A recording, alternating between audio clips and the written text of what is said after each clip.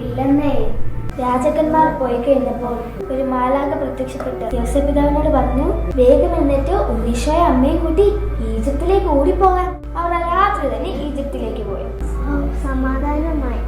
പക്ഷെ ദുഷ്ടനായ രാജാവ് ആ നാട്ടിലെ 2 വയസ്സിന് താഴെയുള്ള എല്ലാ ആൺകുട്ടികളെയും പട്ടാളക്കാരെ അയച്ച് കൊന്നുകളഞ്ഞെന്ന്.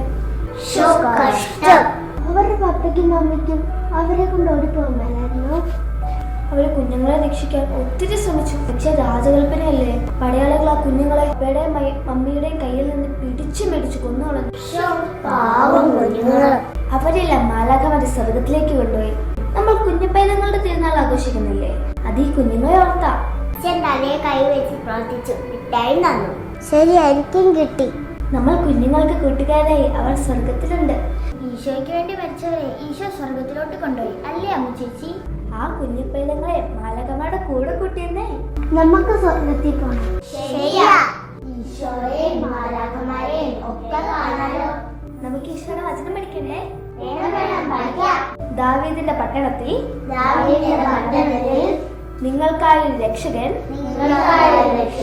കർത്താവായ ക്രിസ്തു ഇന്ന് ജനിച്ചിരിക്കുന്നു. ലൂക്ക 2:11. ദാവീദിന്റെ പട്ടണത്തിൽ നിങ്ങൾക്കായൊരു രക്ഷകൻ, കർത്താവായ ക്രിസ്തു ഇന്ന് ജനിച്ചിരിക്കുന്നു. ലൂക്ക 2:11.